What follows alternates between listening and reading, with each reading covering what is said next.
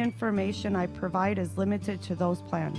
Please contact Medicare.gov or call 1-800-MEDICARE 24 hours a day, 7 days a week to get more information on all of your options. TTY users, call 1-877-486-248-2048. My goal is to ensure that all of your healthcare needs are met. Call me for an appointment at 725-249-4994. That number again is 725-249-4994. The views and opinions expressed in the following program are those of the program's participants and do not necessarily reflect those of station staff, management, and advertisers. It's time for the most interactive radio program in Las Vegas today. It's time for Pushing the Limits with Brian Shapiro. Brian will talk sports, politics, entertainment, and anything that matters to you. Feel free to call Brian at 702-221-7283. You want answers? I want the truth! Now, Pushing the Limits, here's Brian Shapiro. Well, what's up, everybody? Happy Thursday. It is Pushing the Limits. So glad you could join us. Broadcasting all over the place, man. That's right. We're everywhere. We're not just on the FM and AM dial, but we're broadcasting live on TikTok. We're live on YouTube. We're live on the Facebook PTL fan page. We're live on Twitch. What do you call it? Twitch, right? Is that what you call it? What the hell's Twatch? Twitch. Twitch. I don't know. I'm very bad at pronunciations. As Twitch. Yesterday we learned I can't say the word quarterback. Yeah, exceptionally well. But anyway, we got a lot to get to today. Coming up in hour number 2, Paul McKeskey is going to be joining us. The big 7-footer, former NBA player and NBA coach, going to be joining us. Are they getting rid of free throws in the NBA? It's a crazy story. We're going to talk about that. Oh, yeah, there's kind of a big basketball game tonight if you haven't heard. Game 1 of the NBA Finals between the Miami Heat and the Denver Nuggets. We'll preview that. Plenty to get to. I want to start right off the bat talking about this because it's really getting me pissed off, and Matt Gaetz has something to do with Nellis Air Force Base. We're going to get to that in a moment. Today is June 1st, and June is Gay Pride Month, for lack of a better term. So what does that mean? I think any reasonable person that is not hateful and any reasonable person who is not homophobic, and sadly, there are many people on the far right that are these days, and they're very comfortable in their hatred. Gay Pride Month is about celebrating who you are, not being ashamed of who you are. In this case, if you happen to be gay, be happy with who you are. We know it, folks. We know that in the history of this country, and quite frankly, sadly, the world, people who are gay, as a whole in society, are looked down upon, discriminated against, treated differently than people who are straight. And as I've been pretty consistent on this, I don't want to see two guys kissing any more than I want to see a guy and a girl tonguing one another on the side of the street. It's private. I just don't want to see it, right? Two women that I find attractive, that might be a different story for another show. But I'm just being honest with you all. That's all I'm doing. I'm just being honest. But in all seriousness, you know, I don't care if two guys are holding hands or two women are holding hands. Who cares? I don't care. Let people live. Let people marry each other. I don't care. That's the point I'm trying to make. I don't care. But there is so much hatred out there in the world. And, you know, Matt Gaetz is chomping at the bits today. He's so proud of himself. Matt Gaetz is so happy. Why is Matt Gaetz so happy? Well, Matt Gaetz is happy because he was a big part of canceling this drag show that was scheduled to kick off for Pride Month at Nellis Air Force Base in Nevada. And folks, you can't make this stuff up. You really can't. He called on the Air Force to punish anyone associated with organizing this event. According to NBC News, Matt Gaetz sent a letter to Defense Secretary Lloyd Austin and Chairman of the Joint Chiefs of Staff, Mark Miley, about this issue, which detailed the Nellis Drag Show and 6 other events on bases that were approved by the military. Now, why is this important? It's important because, well, first of all, it's important for a lot of different reasons. It's important because, you know, Matt Gaetz today, he's not talking about the debt ceiling. He's not talking about health care. He's not talking about gun control. He's bragging on social media about what took place or what was supposed to take place at Nellis Air Force Base. He's talking about what would have been a drag show, and if anybody can give me an example of how drag shows harm children, how drag shows harm society, how a drag show killed anybody, I'd love to hear from you. A lot of these people on the far right want to talk about how they want to protect children, right? You want to protect children. You want to protect young people in our schools. And then when you ask them what's the leading cause of death when it comes to children, they look at you with a blank stare.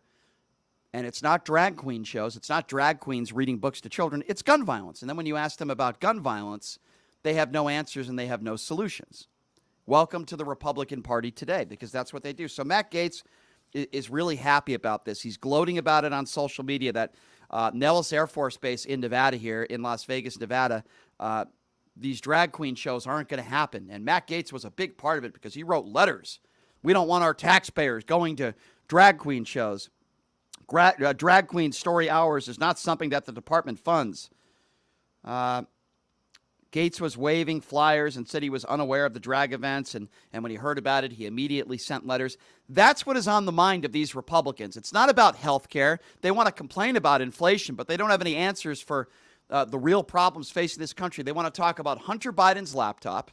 They want to talk about some made-up story about how the Biden family is this crime family, and the whistleblower, by the way, we found out is Rudy Giuliani. Rudy Giuliani is the whistleblower. The drunken idiot and disgraced former mayor is who the Republicans are looking to as a whistleblower. They want to talk about that. They don't want to talk about health care. They don't want to talk about minimum wage. They don't want to talk about middle-class families that are struggling. They don't want to talk about lowering taxes for struggling Americans. They want to give tax breaks to the rich. They want to take away a woman's right to choose. And they want to talk about drag queen shows and drag queens reading books to our kids, which you would think, if you listen to them, is the biggest threat to kids in society, indoctrinating our kids. They want to attack our teachers. Teachers are indoctrinating our kids. Critical race theory. They're telling our kids to be gay, but let's give them AR-15s. Yeah, that's very logical. This is what this is their platform. Listen to Ron DeSantis speak. Listen to him speak. Matt Gaetz this morning, he's not talking about the debt ceiling. He's not talking about real issues. He's bragging on social media about how he canceled a drag queen reading hour show at Nellis Air Force Base. I'm not making this up. How can you vote for people like this? These clowns. And yes, it is Gay Pride Month. And for some of you that are homophobic, I would imagine that some of you out there see this as some sort of threat, that a gay pride parade is a threat to you and your family. And I can't stand it when people say, they'll use the term the real nuclear family, or they'll use terms like that. Who the hell are you to say what a real family looks like? Who the hell are you to judge everybody else? If two men want to raise a child, I don't care at all. Let them do it, and they'll probably be better parents than a lot of ordinary women. And I shouldn't use the term ordinary, a normal wife and husband. Who cares if two gay people are raising a family? Oh, you're attacking the nuclear family. No, you're not. That's your bias and buffoonery. And you have these gay pride parades and these LGBTQ anti-laws that were passed by Governor Ron DeSantis, and they were forced to pull the plug in certain areas of Florida on some of these events. At least 4 anti-LGBTQ laws have been signed this year by the state's governor, who launched an expected bid for the White House last week. And on May 18th, one day after the laws were signed, a digital traffic sign in nearby Lake Nona was hacked and altered to read, "Kill all gays." I'm not making this stuff up. I guarantee you that person is a MAGA supporter. I guarantee you. Am I saying everybody that supports Donald Trump believes that all gay people should die? No, I would never make that claim because it wouldn't be true. But I guarantee you the person who put that sign up and did that is not a Democrat. I guarantee you the person who put that sign up is probably not black either. Probably a white supremacist. and probably somebody that would vote for Ron DeSantis, and I can guarantee you it's somebody that has voted for Donald Trump. Why is that? Is that just, why is that? Is that just by luck or coincidence? No, I don't think so. The Orlando Police Department said the incident is under investigation. At least 166 drag queen events between January and April were targeted by threats, protests, and violent action. 166. In March, Tennessee became the first state in the nation to enact a law explicitly targeting drag shows. Because that's what these right-wingers think. They think that drag shows are a direct threat to this country. Can you find me a drag show where drag queens were reading books to kids and a kid lost his life or it directly harmed a child? I can't think of one example. Not one. The leading cause of death when it comes to kids is guns, not drag queens. But I know a lot of people don't want to hear about that. You don't want to hear about that, right? A lot of people on the right, they don't want to hear about that, the fact that guns are the leading cause of death in children. Don't want to hear about that at all. And Matt Gaetz must be very proud today. Some of the conservatives must be very proud today that Matt Gaetz was responsible for canceling some drag shows at Nellis Air Force Base right here in Nevada. He must be very, very proud. What other bills have they passed? Name me one bill that Jim Jordan has passed in his entire career. But they're very proud that they're canceling some of these drag queen shows. It's par for the course. Attack Dr. Fauci. Attack the Biden administration. Biden is in the bunker. Let's talk about the Biden crime family. And let's talk about Hunter Biden's laptop, even though they've had over 5 years to come up with evidence. And their whistleblower is Rudy Giuliani. That's their go-to guy. Just like their go-to guy when it comes to the 2020 election was stolen to the MyPillow idiot. These are the people that they go to. People with absolutely zero credibility that are clowns, that cannot be taken seriously. These are the people that the Republican Party decide to go to. And I got to tell you something, the hatred is getting worse, man. It's getting worse. And yes, I'm going to talk a lot about Gay Pride Month. And full disclosure, I'm pro-LGBTQ. I'm a straight man, straight or gay. I don't care. I try to treat you the same. Not my thing, right? I'm not attracted to men. There's nothing wrong with being attracted to men. If I was, I'm sure I'd be very attracted to Donald Trump because he's a great-looking guy. He's in phenomenal shape. I've always said Donald Trump should be on the front of Fitness magazine with that fake hair and fake skin color and, you know, as I like to call him, the orange turd. I'm sure Melania Trump married him for his lavishly good looks. I'm sure they all have, all of his ex-wives, all 30 of them. I'm sure. But anyway, going back, I digress. Going back to what I was saying earlier. This is Gay Pride Month, and nobody's throwing anything in your face. We hear that from the conservatives and the Republicans, the good Christians out there. It's interesting. You call yourself a good Christian, yet you judge other people because they're not like you. Is that what Jesus told you to do? Interesting. Is that what your God tells you to do? Being gay is a sin. No, let me tell you what a sin is. Judging other people because they're not like you. If you think being gay is a sin, then you're a bigot.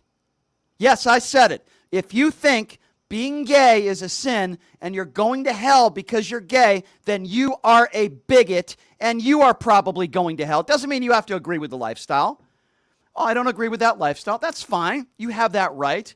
But if you think being gay is literally a sin and that's your pathway to hell, then you are a bigot and you use your religion, quite frankly, to hide behind your bigotry. That's what some religious people do. Not all. There are some religious people, particularly those on the far right that call themselves Christians, that use their religion to hide their bigotry. Oh, well, they're not like me. Their sexuality is different than mine, so they shouldn't be allowed to get married. Oh, well, their sexuality isn't like me, so they're going to hell. No, you're going to hell because you're the one that's judging other people. You're going to hell. And I've got to tell you, man, the hatred is just simply getting worse and worse by the second, it seems, where people seem to be more comfortable in their hatred. Why do people that happen to be gay, Why do some of you feel so threatened by that? Oh, they're shoving it in my face. No, they're not. Guess what? If there's a gay pride parade in your area, I know this might be hard for some of you to understand. You don't have to go. You don't have to go.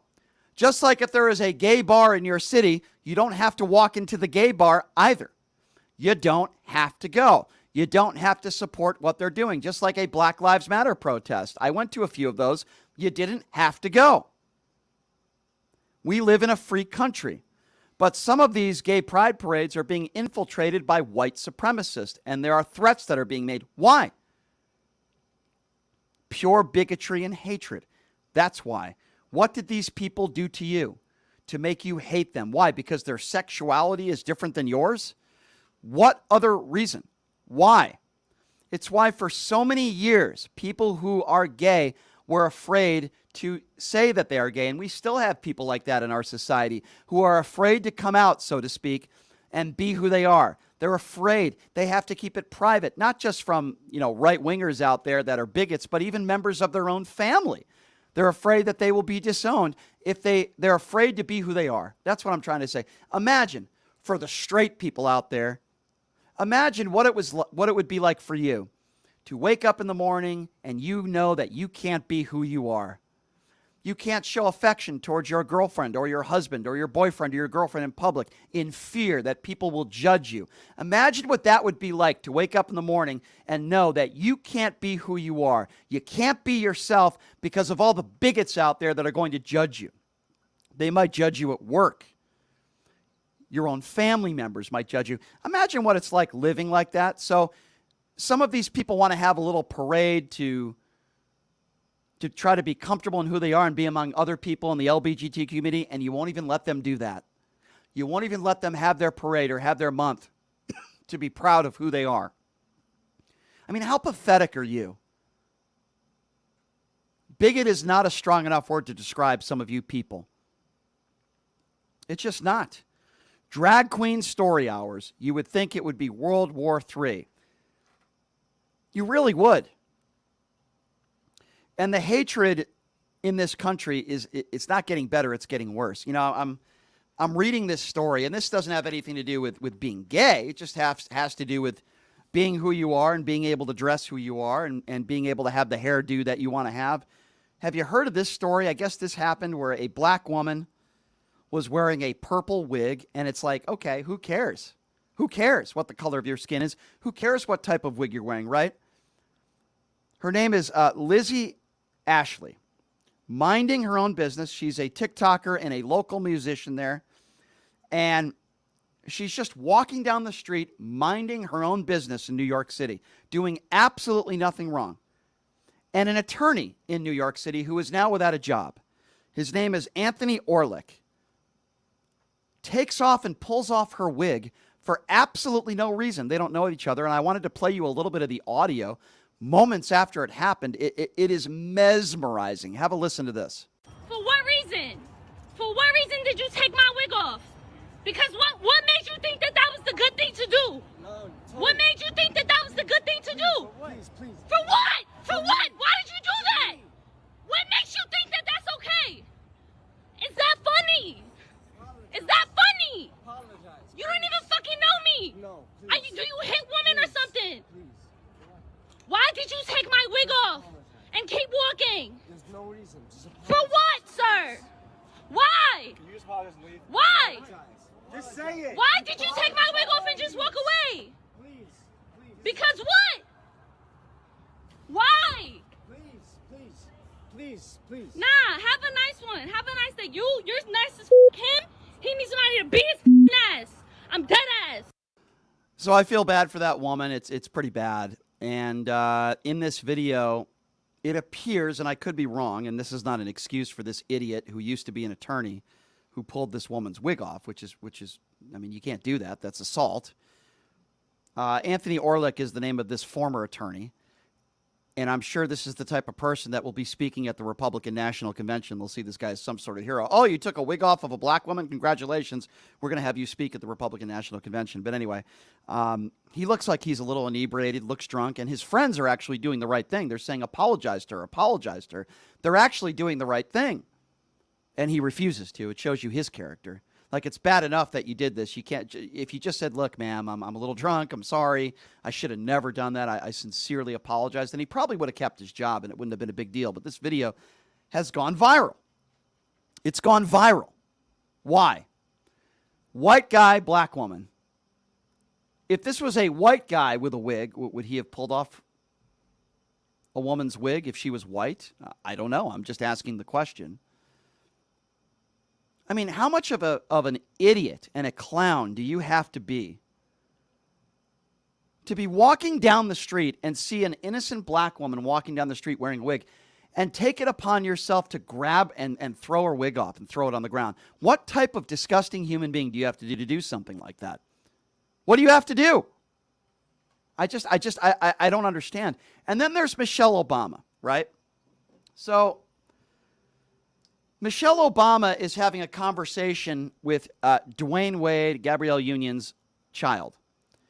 Their kid was a man, transitioned to a woman. And Dwayne Wade has made some statements, and I don't blame him for saying, we don't want to live in Florida anymore because of Ron DeSantis. So their child has what I believe to be a very respectful and a nice conversation with Michelle Obama. And I'm going to play you a little clip from this conversation that they had. Here's a kid who not comfortable in his body, transitioned to a woman, and I see nothing wrong with that at all. It's all been done with parental supervision. And again, I don't see anything wrong with it at all. And Michelle Obama was nice enough to have a conversation with this child. And I want to play you a little excerpt of it, and then I'll explain why I'm playing this in a moment. Here it is. Well, what's on your mind? What do you want to know? What do you want to talk about? Yes, I actually do want to talk to you about. I wanted to ask you one question about your book, which, by the way, I have read and I love it. Divine. And yes, so I wanted to ask you, what advice do you have for teens who want to be themselves and thrive like you have and currently are? Well, like you have and currently are, I mean, I am just so proud of you, being just an amazing role model and embracing your truth, right? You're already doing this, so maybe this is for some other young people that are listening. But let me just say, it does take time. So there's something horrible, huh? Michelle Obama saying, I'm proud of you for being who you are. Thank you for being you. The attacks on social media, I would imagine many of these people being on the right, calling Michelle Obama a man, calling Dwayne Wade, Gabrielle Union's kid, a freak show, attacking Michelle Obama. I've heard statements on social media saying, two guys talking to one another. Just horrific comments. And here's Michelle Obama, the first lady, the former first lady, taking time out of her day to talk to a transgender woman and tell her that she is proud of her for being who she is. I think any decent, reasonable human being would say that's a good thing. And yet so many people on the right are attacking Michelle Obama and attacking Dwayne Wade's kid for being transgender. Why? The only reason I can think of is you're just a bigot. You're full of hatred. For whatever reason, you see transgenders as a threat. They definitely see Michelle Obama as a threat. Here, and by the way, many conservatives see extremely intelligent, educated black women threats. We know that Donald Trump does. God forbid you see a strong black woman with a voice who's very intelligent and very educated. They see all these people as a threat. And if you don't believe me, then why are there so few black women within the Republican Party today? There's a few. Why are they all in the Democratic Party? Explain that to me. Why is it in the history of the Republican Party there are so few minorities? Tim Scott is one of the few. Why is that? Is it just a coincidence? I'm asking you. Is it just a coincidence that in the history of this country, when it comes to Democrats and Republicans, why is it that there are so few minorities within the Republican Party? I'll tell you why. It's a simple answer. Because many middle-aged white Republicans don't want to see black people in the party. They'll tell you they do, but they don't. There are some that do. I'm not saying all Republicans are racist. I'm not saying all MAGAs are racist, because that wouldn't be true. But in the history of this country, why? Why are there so few minorities? Why are there so few women minorities within the Republican Party? Because they don't want them there. That's why. It's very simple, folks, but people are afraid to say it. You won't hear right-wing echo chamber radio hosts talking about these issues. No, today they're going to be talking about how Kevin McCarthy shouldn't have agreed to the debt ceiling and what a wonderful thing that Matt Gaetz did in canceling these drag queen shows at Nellis Air Force Base. Let's talk about the 10,000 photos that are on Hunter Biden's laptop in the Biden crime family. Let's talk about that. But you notice they're not talking about any real issues that are facing the nation. Gun control, health care, Medicaid, welfare, raising minimum wage, doing something about inflation. It's mind-boggling to me. And again, if you don't believe me and you say to yourself, well, Brian, you're just a liberal, you don't know what you're talking about. Why are there so few minorities within the Republican Party? Ask yourself that question. Ask yourself that if you're a Republican. I know the answer. You're very complicit if you don't know the answer. I want to open up the phone lines and we're going to take a break, and here's what I want to do. We've talked about Gay Pride Month.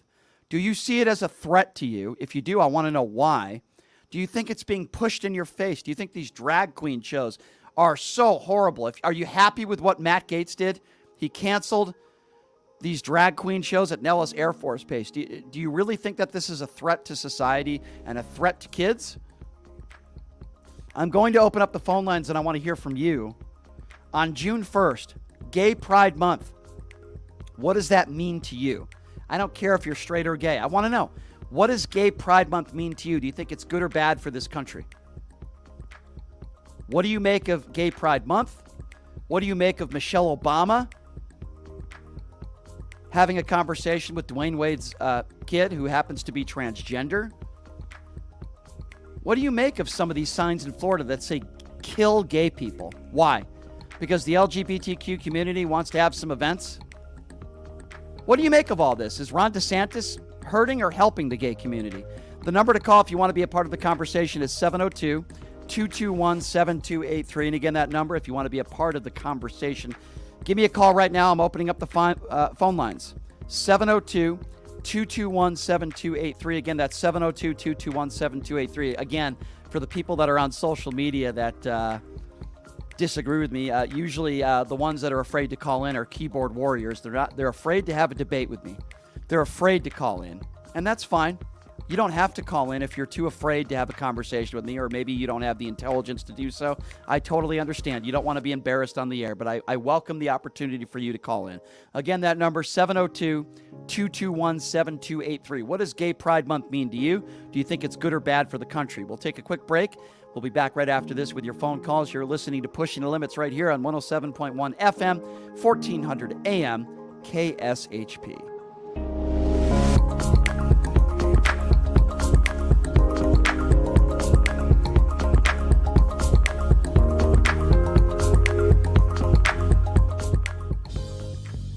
Hey everybody, are you struggling to find a pizza place that reminds you of Brooklyn?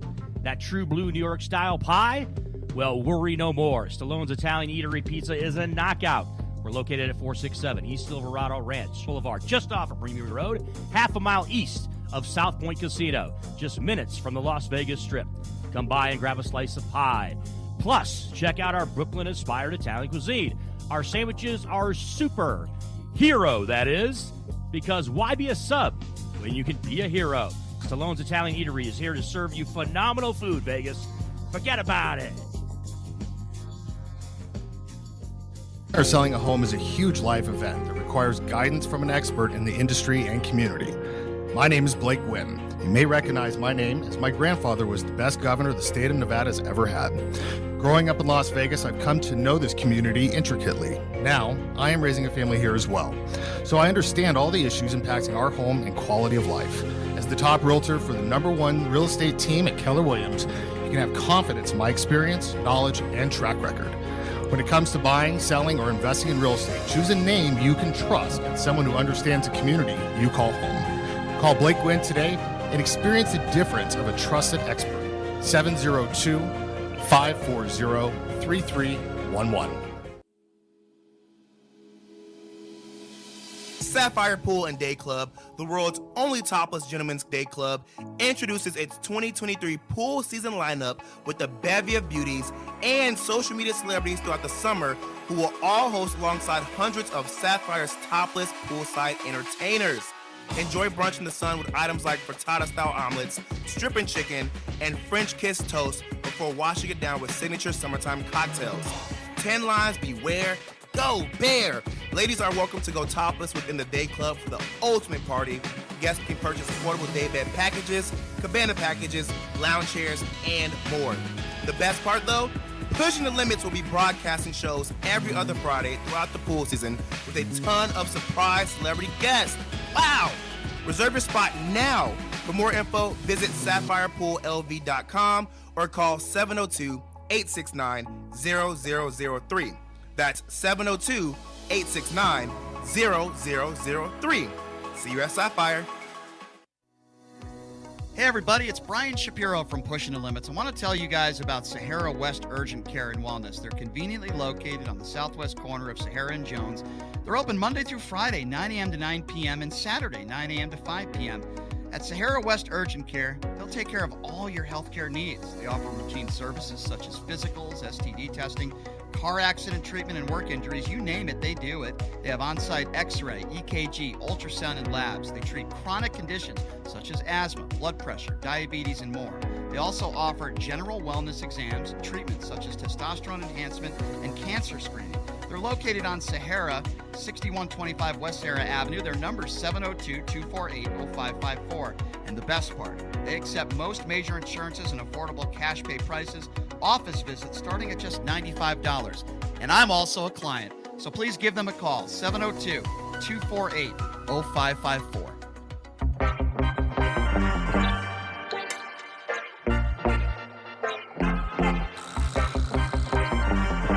All right, welcome back. It is Pushing the Limits on a Thursday.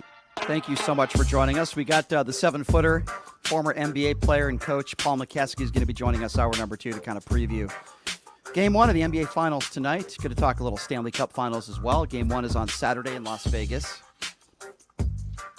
Been talking about Gay Pride Month today, and we've been talking about Matt Gaetz, who's very proud of himself this morning in canceling a drag show.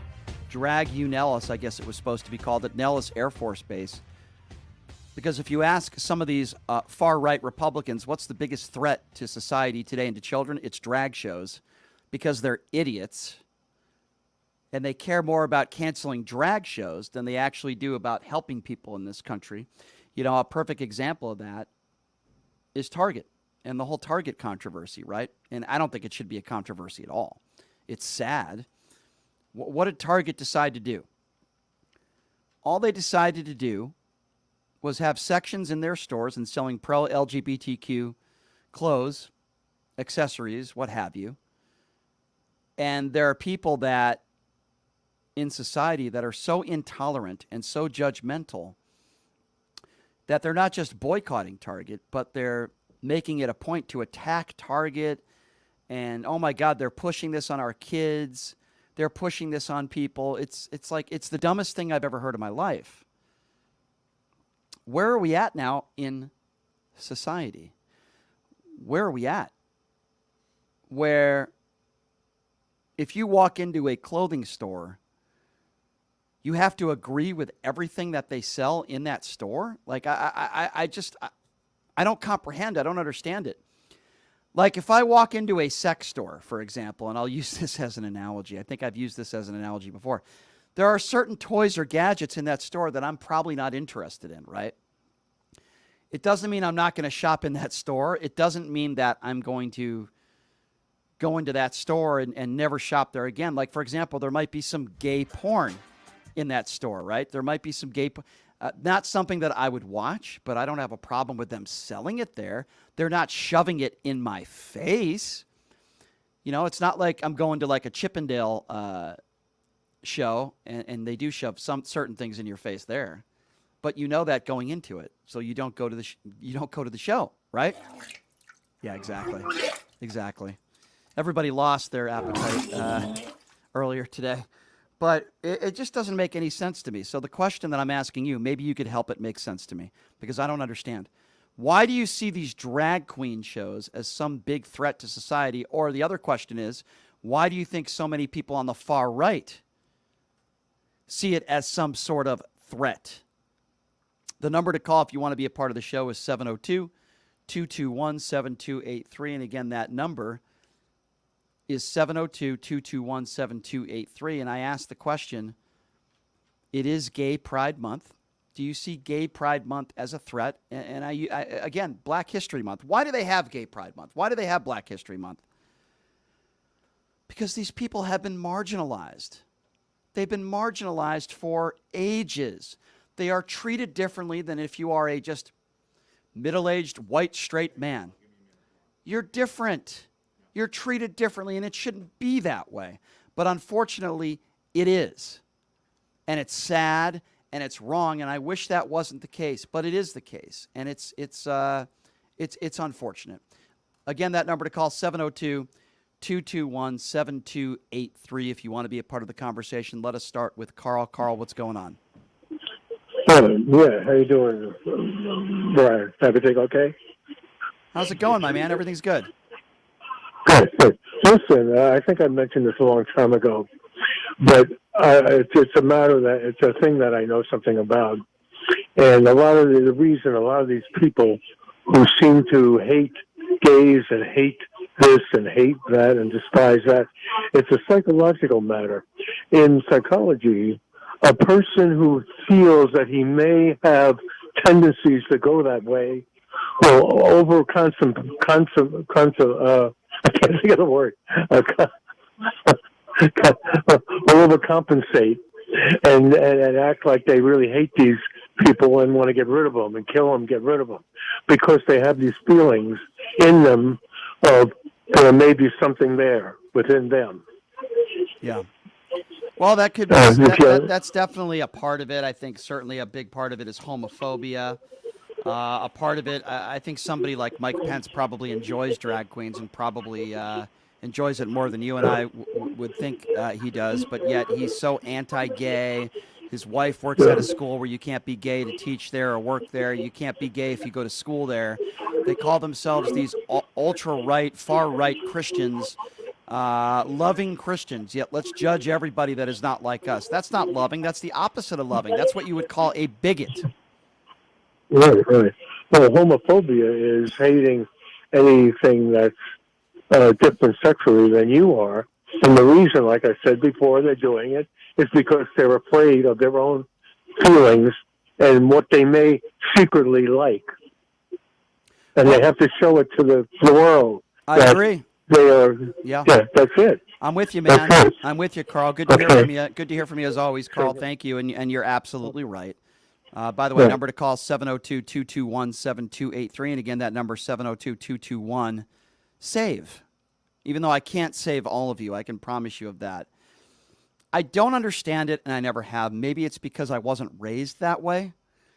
I was raised to treat everybody the same, regardless of what their sexuality is or what they look like or the type of clothes that they wear. I've always been the type of person that tries to treat everybody the same. If you're dumb or if you're stupid or if you're hateful, you're going to be, any one of those things, regardless of what your sexuality is or what you look like. There are bad people in society that are gay. There are bad people in society that are straight. Doesn't matter what the color of your skin is. There's good people and there's bad people. And I try to look at life that way. But there are a large portion of people in society that do not, unfortunately. They judge people. Now, you might hear somebody on the radio, or you might hear a politician on the right say, I have no problem. Live and let live. But their behavior is the exact opposite of that. Whether it's Matt Gaetz trying to cancel these drag shows at Nellis Air Force Base, or if it's these politicians that are calling out Target because, God forbid, they're selling shirts with rainbows.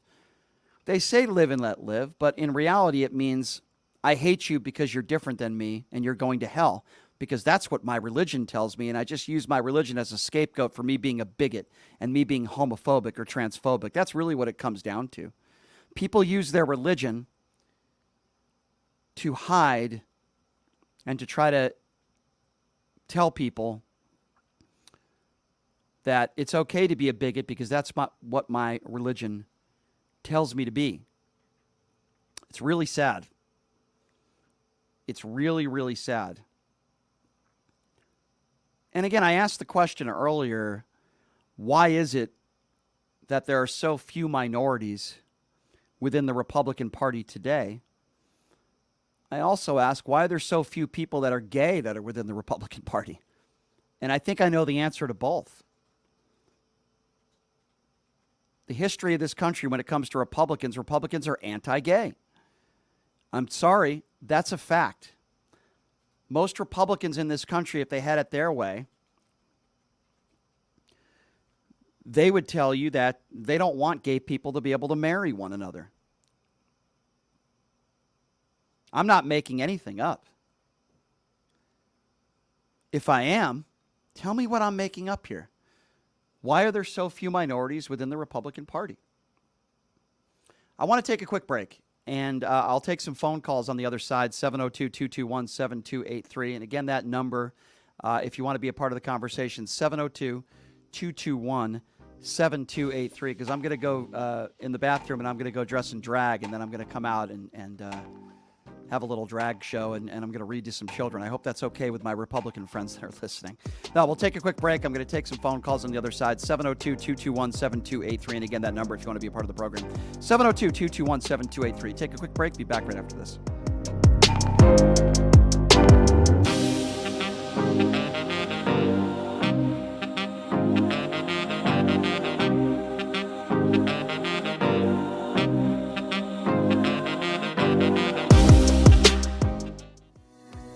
Hey everybody, it's Brian Shapiro from Pushing the Limits. I want to tell you guys about Sahara West Urgent Care and Wellness. They're conveniently located on the southwest corner of Sahara and Jones. They're open Monday through Friday, 9 a.m. to 9 p.m. and Saturday, 9 a.m. to 5 p.m. At Sahara West Urgent Care, they'll take care of all your healthcare needs. They offer routine services such as physicals, STD testing, car accident treatment, and work injuries. You name it, they do it. They have on-site x-ray, EKG, ultrasound, and labs. They treat chronic conditions such as asthma, blood pressure, diabetes, and more. They also offer general wellness exams, treatments such as testosterone enhancement and cancer screening. They're located on Sahara, 6125 West Sahara Avenue. Their number is 702-248-0554. And the best part, they accept most major insurances and affordable cash pay prices. Office visits starting at just $95. And I'm also a client, so please give them a call, 702-248-0554. Hey everybody, are you struggling to find a pizza place that reminds you of Brooklyn? That true blue New York style pie? Well, worry no more. Stallone's Italian Eatery Pizza is a knockout. We're located at 467 East Silverado Ranch Boulevard, just off of Premier Road, half a mile east of South Point Casino, just minutes from the Las Vegas Strip. Come by and grab a slice of pie. Plus, check out our Brooklyn-inspired Italian cuisine. Our sandwiches are super. Hero, that is. Because why be a sub when you can be a hero? Stallone's Italian Eatery is here to serve you phenomenal food, Vegas. Forget about it. The Farmer's Burger from Farmer Boys. Beef, bacon, cheese, hand-smashed avocado, and fresh veggies. Best burger champ. That's how we drop the mic. Farmer Boys. Farm food ain't fast food. Farmer Boys' new always crispy fries stay crispier and tastier all the way home. If they make it home. Sharing is caring. Farmer Boys. Farm food ain't fast food. Jumpers Jungle Family Fun Center is an indoor children's jump and party space in Las Vegas, located at 2050 South Rainbow Boulevard. Kids of all ages can come and jump on our bouncers, race through the obstacle courses, speed down the mega slides, slam dunk into the basketball hoops, and much more. Are you looking for that perfect birthday party venue? Look no further. Jumpers Jungle has a party package that will fit your needs. Check out the open play schedule online at jumpersjungle.com or call 702-463-JUMP. It's time to jump your way to fun at Jumpers Jungle on the corner of Oakey and Rainbow.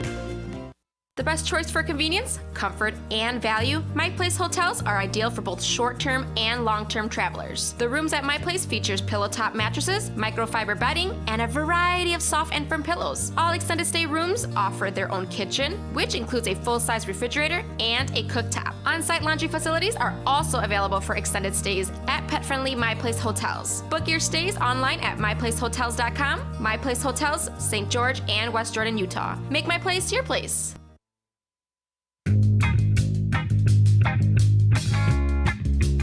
All right, welcome back. It is Pushing the Limits on a Thursday. Thank you so much for joining us. It is Gay Pride Month, officially, and I know many of my far-right radical Republican friends are very excited about that. They're just chomping at the bits. They can't wait to go to a gay pride parade, right? Because that's the biggest threat to society, people who are gay or transgender. Yeah. It's not guns, it's not terrorism or, how unhealthy people are in this country. No. It's a drag queen in a library reading a book to a child is the most dangerous thing. The platform of the Republican Party and Matt Gaetz and Marjorie Taylor Greene. It's interesting because I think about Dick Cheney, right? And for most of his life, he was anti-gay. He was anti-gay marriage. He didn't speak very highly of people that are homosexuals, and the way he voted and policy-wise proved that. Same thing with Liz Cheney. And then all of a sudden they found out that their daughter was gay. Liz Cheney's sister, openly gay. And all of a sudden they changed their thought process. They changed their minds about homosexuality. They were wrong. Why does it have to be that way? Why does it have to be somebody in your family is gay and that's the only thing that can make you change? I don't understand that way of thinking. But to many in this country, that's the way they are. And maybe even worse, if you find out, some of you find out that somebody in your family is gay, you disown them. You kick them out of your house. You treat them differently, with disrespect. I know of people that were treated that way. Why is that? And a friend of mine made a good point, and I want to bring it up because I think it's important. What do you think is more destructive or dangerous as far as taking a picture?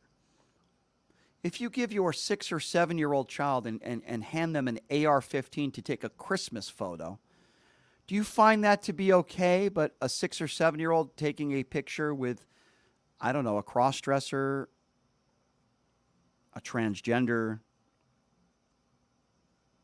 What do you think is more dangerous to society? Because Republicans will openly, some of them, like the Lauren Boeberts of the world, does she even still have a family? I don't know. But the Lauren Boeberts of the world will take Christmas photos and give their kids AR-15s to hold on to with big smiles on their faces. What do you think is more dangerous to society?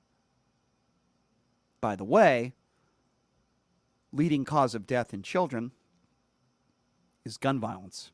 It's not drag queens. It ain't drag queens. Well, I'll tell you.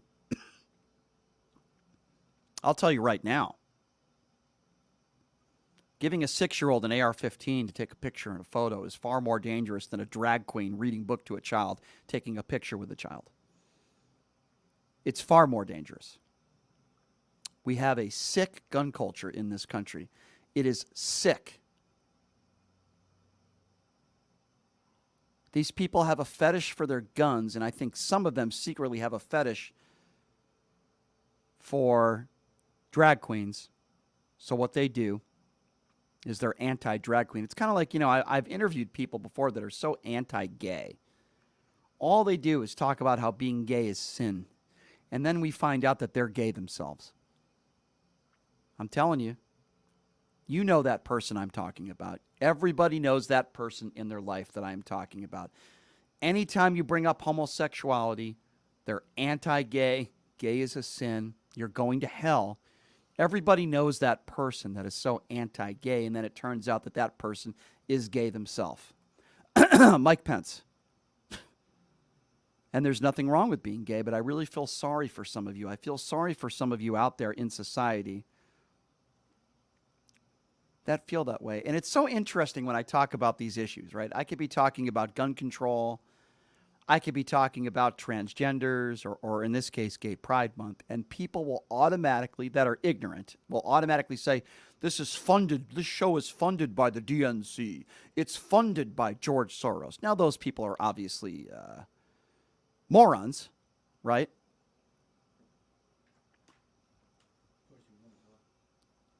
It's unfortunate. It's very unfortunate. But a lot of people don't want to hear this. A lot of people don't want to hear. A lot of people don't want to hear the truth. I don't know why so many people out there are full of hate. I really don't. Number to call, 702-221-7283. And again, that number, 221-7283. Let's now go to Chad. Chad is next up on Pushing the Limits. Hello, Chad. Hate Patino. Hate De Niro. Did Darth Vader just call into the show? I don't know. What in the holy hell was that? I think he said De Niro. I heard De Niro. Yeah, I heard De Niro. I didn't hear anything else. What does Robert De Niro have to do with cross-dressers and the LGBTQ community? I don't know. That was very strange. I don't know. That was a very weird phone call. I think Darth Vader just called into the show. Is Darth Vader a right-winger? I never knew that. I don't know. I don't know. That was strange. Anyway, the number to call if you want to be a part of the show, 702-221-7283. Let's go to Lauren. Lauren is next up. I hope it's a better call. Hello, Lauren. Hi, Brian. Say, just a little bit of history. You asked a question about the Republican issue with minorities. In the 1960 election, there was Martin Luther King was in jail and had contacted Nixon, who was the vice president at the time, to aid in possibly getting him out of jail. He was unsuccessful in doing so, and as a result, Joe Kennedy had used his influence to get King out of the jail that he was in. And after that, things kind of transitioned. Prior to that, blacks were more in the Republican Party than they were in the Democrat Party. Well, then why are there so few today? Well, I just answered your question because of history. It was viewed that Nixon had gone to Eisenhower. Now, although Eisenhower was very instrumental in sending the military down to make sure that black children were allowed to go into Southern schools, where the Democrats at that time would not allow them to attend or integrate. Okay, no, I hear what you're saying, and that might be for some older Republicans, but what about millennials? Why are there so few black people that are young black people in society that are not registered Republicans? Why are about, on average, between 10 to 15% of black people as a whole in this country today, I'm talking about now, who vote Republican? Now, I think I know the answer to that question, but I want to ask you. I understand what you're saying. You're giving some history of 30, 40, 50, 60 years ago. I get that. But let's talk about the younger group of people in this country that happen to be minorities, that most of them, the overwhelming majority of them, are not registered Republicans. They're Democrats. Well, I can somewhat speak to that. I've told you before, I have 8 children. My children are biracial, black and white. I have some that are view my side more. I am a registered Republican, and my wife is a registered Democrat. So, I mean, why is the household split? You know, people. It's your choice.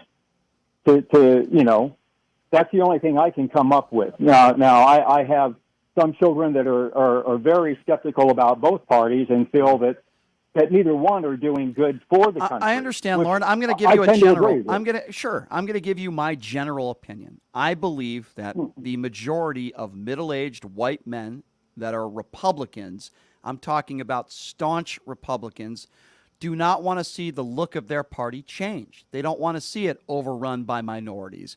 Where I believe the Democrats are more arms wide open. We want more women. We want more women of color.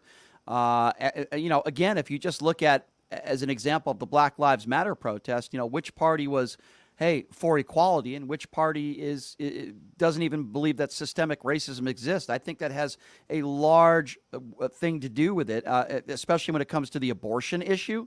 And many black people with huge platforms in society, and I'm not talking about Kanye West, but I'm talking about many black athletes, those that were taking a knee. Which was the party that was supportive of them taking a knee? And then which was the party that was calling them sons of bitches like Donald Trump did?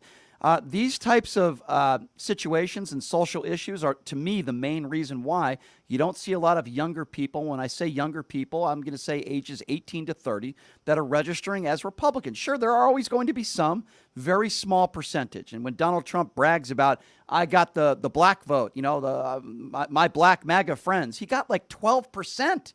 That's like 1 out of 10. And they're bragging about that. And Republicans refused, in my opinion, to look in the mirror and say, why are we not getting the minority vote? Why are we not getting the black vote? Well, the reason why you're not is because you want to tell women what to do with their body, right?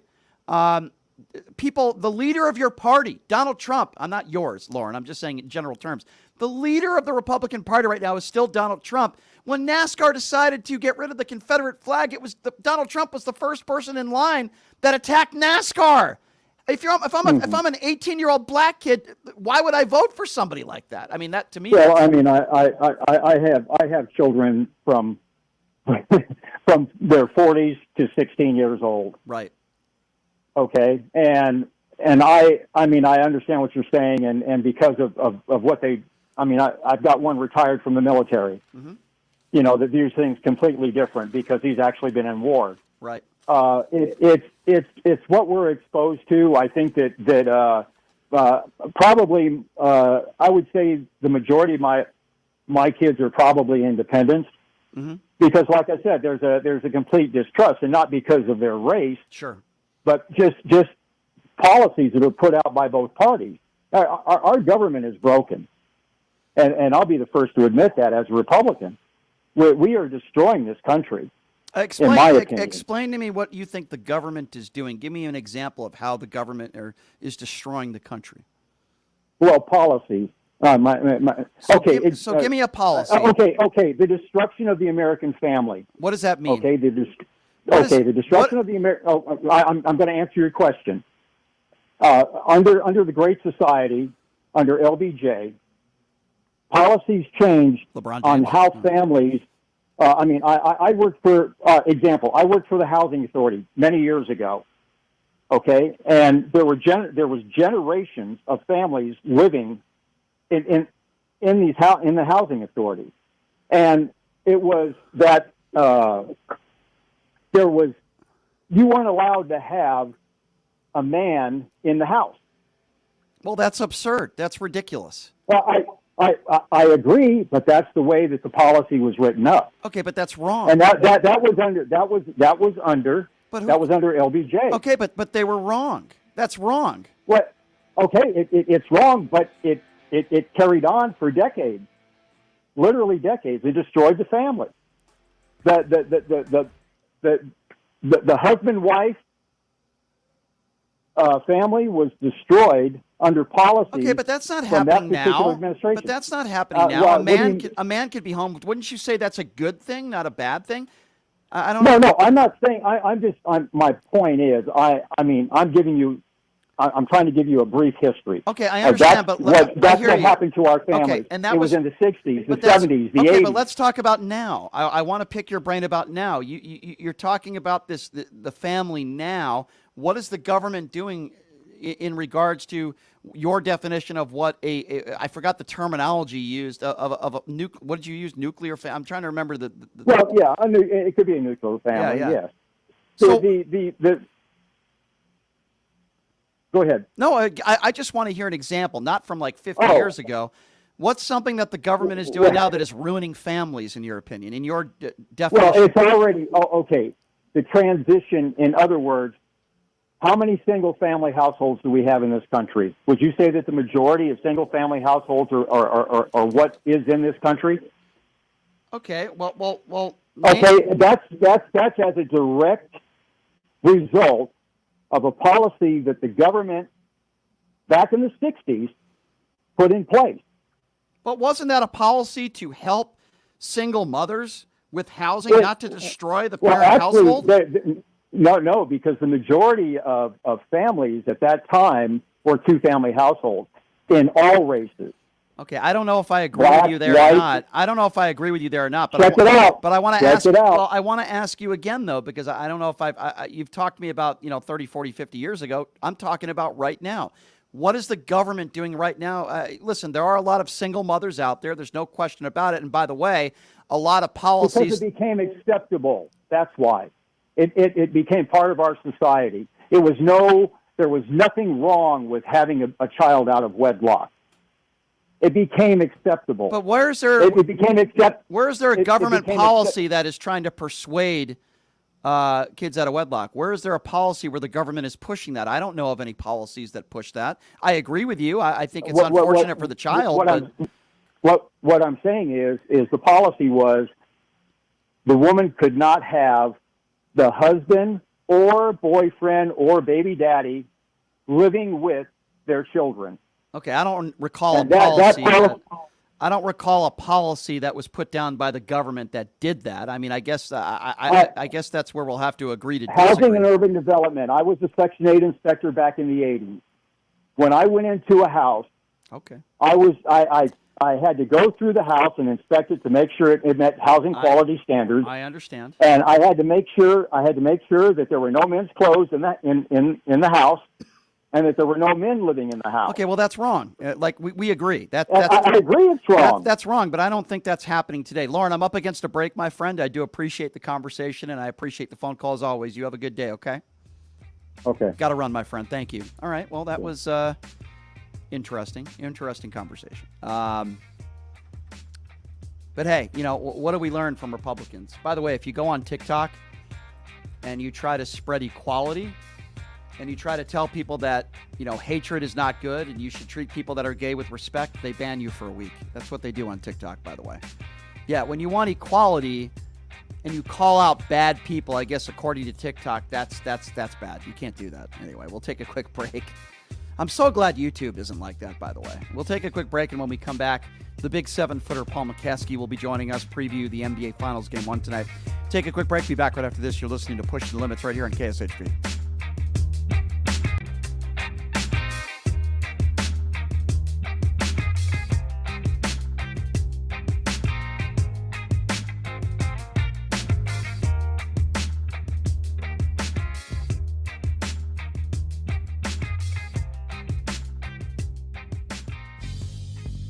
Hey everybody, are you struggling to find a pizza place that reminds you of Brooklyn? That true blue New York style pie?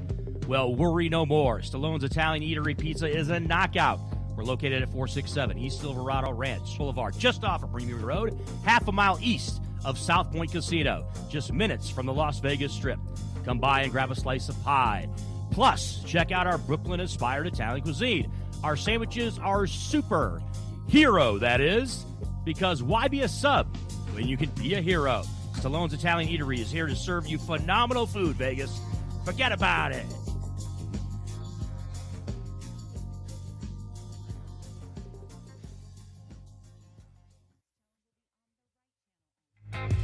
Buying or selling a home is a huge life event that requires guidance from an expert in the industry and community. My name is Blake Wynn. You may recognize my name as my grandfather was the best governor the state of Nevada has ever had. Growing up in Las Vegas, I've come to know this community intricately. Now, I am raising a family here as well, so I understand all the issues impacting our home and quality of life. As the top realtor for the #1 real estate team at Keller Williams, you can have confidence in my experience, knowledge, and track record. When it comes to buying, selling, or investing in real estate, choose a name you can trust and someone who understands the community you call home. Call Blake Wynn today and experience the difference of a trusted expert. 702-540-3311. Sapphire Pool and Day Club, the world's only topless gentlemen's day club, introduces its 2023 pool season lineup with a bevy of beauties and social media celebrities throughout the summer who will all host alongside hundreds of Sapphire's topless poolside entertainers.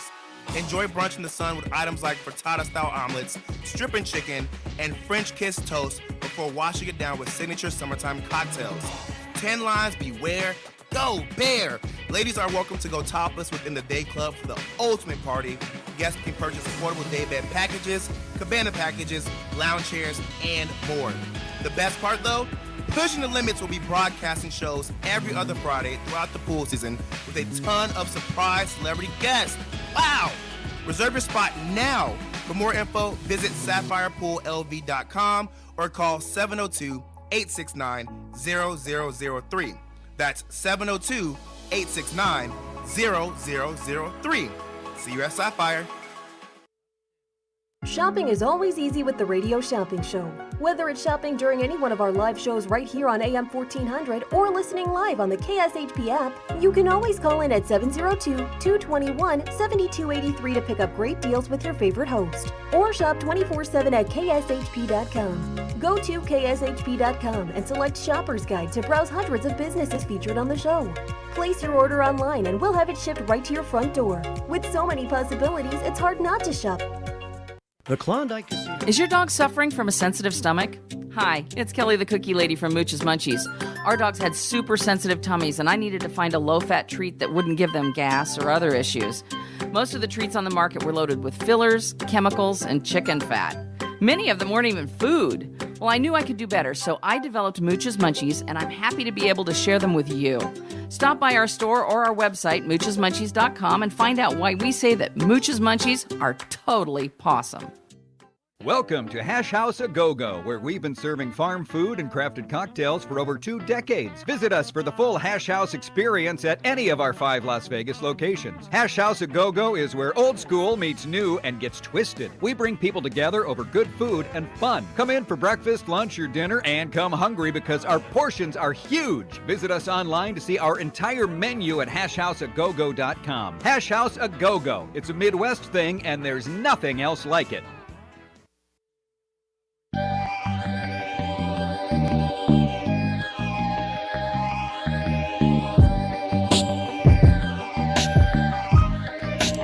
All right, welcome back. It's Pushing the Limits on a Thursday. A lot to talk about. Speaking of a lot to talk about, you know, my parents are moving to Las Vegas in a couple months, and I said to myself, who could I call that could really help my parents find a great place to live? And I got to tell you, my good friend Blake Gwynn, you might recognize the last name because his grandfather, Kenny, was a wonderful governor here in the great state of Nevada. And Blake is a real estate agent, and he works for Keller Williams. So I gave my mom Blake's number. She calls him. He could not have been nicer. Gave her all the expertise and the advice that she needed, and my parents were comforted by that, you know. And in a very difficult time when they just lost their daughter, my sister, and Blake could not have been nicer. His assistant was so nice, and they took care of my parents. And I'm telling you right now, Blake over at Keller Williams, you won't find anybody better in this town. By the way, he's lived here his entire life. If I'm going to hire anybody, right, an attorney or especially a real estate agent, you want somebody that really knows Las Vegas, Blake is the guy over at Keller Williams. Can you please give him a call? He'll give you a special deal if you mention this show. Give him a call, even if you're just thinking about buying a home. Just thinking about it. Give him a call. He'll give you all the free good advice you need. Give him a call, 702-540-3311. Again, that number, Keller Williams. Call Blake. Tell him I sent you, 702-540-3311. You know, we had Mr. John Taffer in studio yesterday. He's a very large man, and he's very intimidating, but not as large as the man and as intimidating as the man that we have in studio. Do you want me to yell at you today too? Hold on, I could do that. I love you. Well, this is a little bit. I would not attack your clothes though. But Paul McKeskey, this was Mr. Taffer yesterday. Listen to this. Brian Shapiro, you're an idiot, but I love you.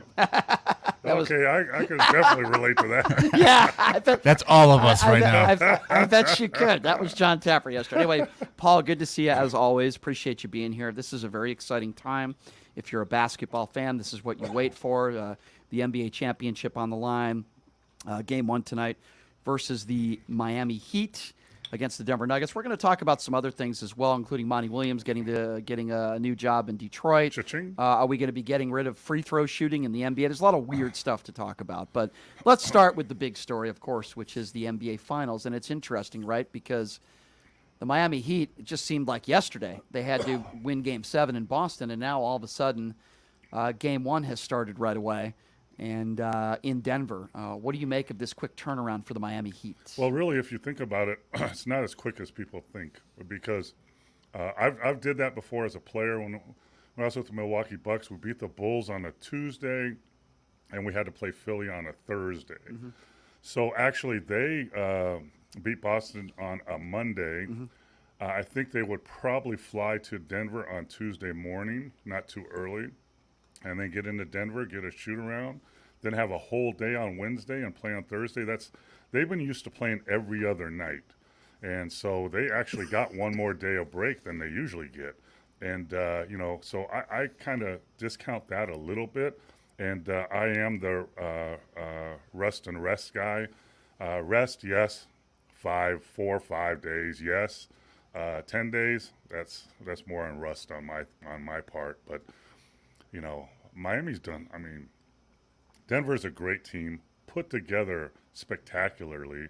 They look like they care about each other. They have talent at every position. They're not deep. They play most of their guys 35 to 45 minutes a game. That's tough in a 7-game series. But and their coach is very, very good. Mm-hmm. They have the Joker, who's one of the best, if not the best players in the world right now. Absolutely. But you cannot discount what Miami Heat have done. They beat my beloved Bucks, handled them in the first round. They did. The number 1 rated. Then they had a little respite with the Knicks, I think.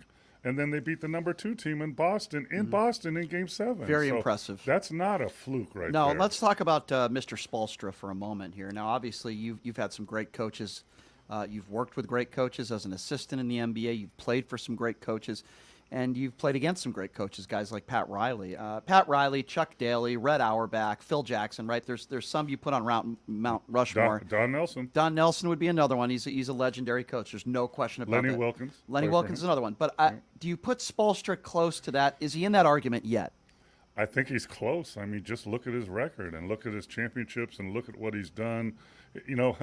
It's he was such a young coach, and look at him, he looks so young, but really I think he's 50 something now. Mm-hmm. He just looks young, but he came up through the ranks. It's through the video room and then as an assistant coach. But his success is he holds players accountable, but he can do that because Pat Riley is right over his left shoulder. So when someone confronts Spoelstra, he's looking at Pat Riley right in the face, and that's a different animal. And if Pat Riley will back you up in anything that goes on in that organization, there's very few coaches. Just look at who got fired this year. Great coaches that got fired. There's only, Spoelstra because he has Pat Riley. Popovich because he's Popovich. So there's very few of those guys left. Doc Rivers isn't even Doc Rivers anymore. So I think that's part of it. But he threw in a zone against the Celtics, figured out they couldn't play it, so played it more. He mixes things up. He's not afraid to think out of the box. And he's not afraid to take on a challenge. There's no question about that, and you have to have the utmost respect for him. Let's talk a little bit about from a gambling perspective. The Nuggets are about a 4-1 favorite to win this series. Let's talk about the game tonight. Nuggets are favored by 9 points, which is a very large spread for an NBA Finals, no matter what NBA Finals you're talking about. And the over-under is 219. What do you think about that? That just seems like a lot of points. Yeah, it scares me because it's a lot of points, but anymore, a couple threes and, it changes everything. Right. And, but that is a lot of points to give up. And, I think, and I've told you and some other people, I think Miami has a chance to sneak Game 1. And, if you can have a chance to sneak Game 1, then you should take that bet of 9 points, right? I agree. I agree 100%, and maybe sprinkle a little bit on the money line as well. Do you think Jimmy Butler will have a double-double tonight? That's a bet that you can make online. What do you think about that? I think Denver is a better rebounding team than the Celtics and some of the teams. I know he's had double-doubles before, but I don't know if he gets 10 rebounds tonight. Yeah, I tend to agree with you on that one. Now, there's all sorts of different bets you can make. Caleb Martin is an interesting one. Yeah. Field goal, 3-point field goals over under 2.5. What do you think about that? I'll take the over on that. I mean, Caleb. Everyone know Caleb's from went to University of Nevada, Reno, with his twin brother, and was undrafted, and has really stepped into the limelight. And you know what? People don't think I've had. Someone told me how good Tyler Hero was and that they can't win without him. But because of that injury, allowed Caleb Martin to step forward and get more minutes and be who. Now, he stepped into that role. The one thing that Jimmy Butler has had a history of rubbing players and teammates the wrong way. Sometimes. Because he pushes them and prods them and, you got to work hard on me. And one thing he said, I saw in an announcement, he said, I pride myself on how hard I work, and that's how you can speak up or shut up and step up on what you do. And he said Caleb Martin is there every step of the way. That's impressive. Very impressive. Let's talk a little bit about Mr. Jokic. Here's an interesting line tonight. Total points, rebounds, and assists. The over-under is 50.5. Ooh. 50.5. That's a lot, even for Jokic. I mean, game one, ooh. I don't know if I could take the over there. I mean, maybe he scores 35 points and grabs 20 boards. I don't know, but boy, that's a lot to me. What, that's 30, 10, and 10, right? Yeah. That's close. I would look at the over on that. I mean, especially, you know what? Especially if Miami throws that weak ass zone at them, because he's going to be in the middle of it. Yeah. He's going to be scoring or passing and getting offensive putbacks because no one in Miami can block him out. Bam can't block him out. These guys aren't big enough to block him out. Right. So I might be tempted to take the over on that. That's a even lot. though outrageous it sounds. That is right? a lot. Yeah. Points and assists for Jimmy Butler, the total is 33.5. What do you think about that? Points and assists? Yeah. 33.5. That sounds right about. Yeah. Right. Yeah. And I think, Denver is up-tempo usually. So, I can see that happening. So we'll have to wait and see. $5, please. Yeah. For the record, I did make a $20 wager with Big Mo when we were watching the Game 7. He thought that the Celtics would take the lead at the half. I said absolutely not. No, I said they would outscore them in the second half. Yeah. You were definitely. Little did I know how. You were definitely wrong on that one. See, I think the key to this series, to me, there's a few big keys, but Caleb Martin's certainly one of them for Miami. Butler can't do it by himself. Martin's been fantastic. If the Miami Heat are going to win tonight, they're going to have maybe not a huge game, but Martin's going to have to make shots, and he has. The over-under on points and rebounds for Caleb Martin is a modest 22.5. What do you think about that? I think Denver is going to focus on him more. He's had the leisure of everybody kind of forgetting about him, because they're thinking about Duncan Robinson or someone else, and now that he's in their scouting report as one of the top 2 players. So I think he might struggle tonight to get that number. I tend to agree with you. I think after having the phenomenal Game 7 that he had, I tend to think that maybe he's not going to have a great shooting night tonight. But you like the Jokic over. That's interesting. So like with Caleb Martin, here's how it goes. So we're preparing to play Miami. And 3 weeks ago, Caleb Martin is on our scouting report. He's 5, 6, or 7 on our list of concerns. Now he's 2 or 3. So that means your players are going to be focused more on him defensively. Do you want me to? I'll show you. I'll throw in a twist right here. Okay. So if I had Eric Spoelstra's phone number, if I was one of his assistant coaches, I would be begging him to play Omar Yurksvin from Turkey. Why? Because he's 7 foot, 275 pounds. He's long. He's a Euro. He's not athletic, but he's long and physical and has the beef. He's just got back from an ankle injury, but up till then, he was in their rotation. So we need to throw a big body at the Joker. We have to throw a big body. Whatever happened to Kevin Love, by the way?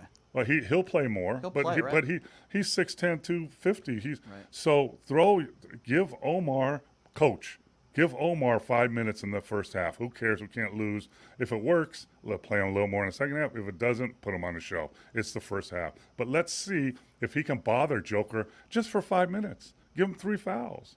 Put Mokeski in. If I gave you a crisp $20 bill like you gave me when I won the bet against you the other day. Before I wrinkled it up and Correct. threw it at you? Yeah, he did. He did, actually. What is the bet tonight? I agree with you when you say that if there's one that Miami could steal, it could be tonight. I tend to agree with you. What is the one bet from what I've give you on the spread and some of the props that you would say, okay, that's the one I'm going to take? Okay, look, call up Vegas right now. We're in Vegas. Call them up. And How do you call Vegas? Who do you call? I don't know, Mr. Vegas. Someone's there. You know? Bugsy.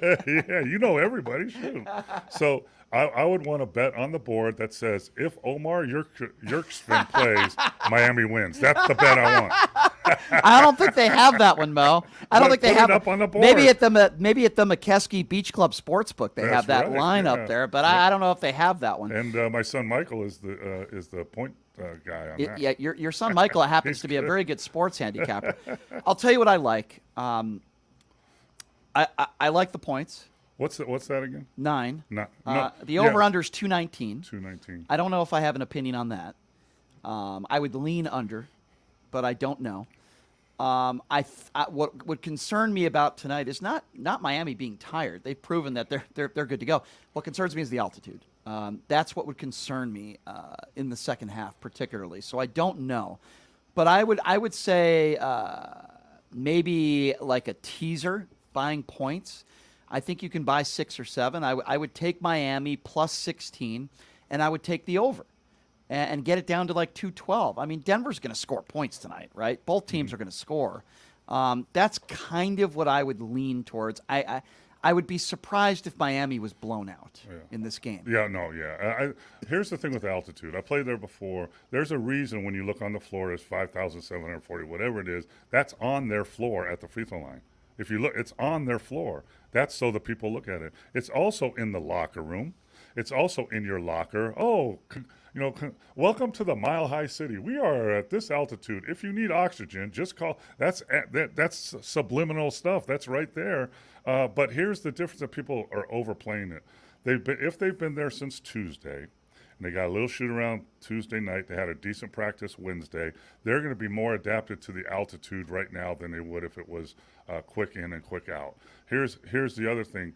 Altitude, as far as I know, when I played up there or anywhere in altitude, it's the get over the hump, the second breath theory. So you're going to get tired fast, quick, and once you get past that, then it's okay. Then you can play, and then it gets down to you. But it used to be the theory was run it out fast, get through that first layer of get your second wind as fast as you can, and then you'll be okay. But altitude, I mean, I am a scientist, so that's why they call me Dr. Mo. But at some point, your body, has to take in the oxygen to perform. Right. And at some point, I've seen it in drills where we have conditioning drills, the beep drill. You got 5 seconds from one court to the other, and it beeps every time. And at some point, at 20 or 20, whatever that point is, your body's not going to be able to keep up with that because oxygen can't come in. And when I saw players do this, it's a great condition to see where you're at. They start shutting down slowly. Their legs start to wobble. They start going, they're supposed to be in a straight line. They start going sideways a little bit because their oxygen can't get to their body. That's interesting. Get to your second win and hopefully don't get to that point. That's interesting. I want to ask you this, okay, since you're a coach in this game for such a long time, for decades. I want to start with Miami's side. If you're Spoelstra, what is your game plan? What do you do to try to get an edge over the Denver Nuggets? What's the game plan? Well, I think, we're going to do what we've been doing. Everybody underestimates us. We don't care. They're telling everybody we're going to keep doing what we are going to do, but we're also going to move the Joker. By that, I mean, whoever he's guarding, you're going to be involved in the pick and rolls. You're going to be involved in the dribble handoffs, multiple dribble handoffs. We want the Joker to be moving all the time, not resting on defense. That's one part of my strategy. Then we're going to play our game. All right, let's go to the other side now. You're the head coach of the Denver Nuggets. What do you do to get the job done against the Miami Heat? We're going to keep doing, what we've done. Trust each other. Everybody's going to be a part of this, and on the side, just be, I hope. I mean, I don't know anymore, man, because, we're going to be prepared for their zone. They can't guard us man-to-man, so they're going to throw a zone. What are we going to do? I can drop a play right now, horns, baseline, runner, overload, that would kill the zone. So hopefully they have something like that. So you think we're going to see zone? Absolutely. Tonight? Yeah, no question. And, you'll see Love more. He didn't play much in the last series. You'll see him this series. Can you explain to me this, though? When you're playing zone in the NBA, obviously there's an illegal defense 3-second violation. Explain to the listeners how you can play a zone and then not get called for an illegal defense technical. Yeah, so the defensive rule in the NBA is it's illegal to be in the lane for more than 3 seconds, not actively guarding somebody. So you have to be close enough to be actively guarding them. And actually, that's a misnomer. It's a 2.9. So you have to get out. If you're in the lane and you're not guarding anybody, you got to get out of the lane before 2.9. Officials usually don't call that. They don't like to call it. And, back in the day, when I was coaching with the Mavericks and we played the Kings in the playoffs, Vlade Divac would plant himself purposely in the lane to get that first call, illegal defense, because he knew after that the refs don't want to call it. So, you're a ref. So I call illegal defense. Boop, technical foul, shoot the free throw. Of course. And now you're still in it. Boop, technical foul, free throw. How many of those do you want to do till the flow of the game gets Well, yeah, and an official wants to call that early. That's a message to, hey, knock it off. I'm watching you. Don't do it. But a player's going to keep doing it because he knows you don't want to blow it. But in my opinion, they should allow regular zone defense. The NBA is the only league in the whole world where you can't play straight-up zone. Which I disagree with. I'm with you 100%. I think they should allow it. Well, speaking of which, I want to take a break, and when we come back, there are rumblings, and this is absurd, that there might not be free throws in the NBA. This is absurd. I want to talk about this story a little bit with you. And there's some other stories to get to as well, including some coaching moves. The Detroit Pistons have a new head coach, and his name is Monty Williams, and he's getting paid a lot of money. So we're going to talk a little bit about that as well. Yeah, he just called me yesterday. It's unbelievable. Did he really? Yeah, no. I thought you were serious for a second. Everybody. Chuck Daly is doing somersaults in his grave right now. I mean, for him to make the amount of money that Monty Williams is going to be making, he would have had to have coached back then for like 400 years. So that means coaching salaries are being equal to what player salaries. Yeah. Player salaries are, Larry Bird made $500,000 a year. Absurd. You can make that on the bench in the first quarter in today's game. All right, we're going to take a quick break. When we come back, McKeskey going to be joining us for the last segment here. We're going to be talking a little bit. Is this even true? Are free throws going to be abolished in the NBA? We'll talk a little bit about that. And we got to talk a little VGK hockey because Mo is sporting a Vegas Golden Knights hat. We got to talk about the Stanley Cup Finals Game 1, which I will be at on Saturday night. Let's go Knights. Yes, so we'll take a quick break. We'll be back right after this. You're listening to Pushing the Limits right here on KSHP.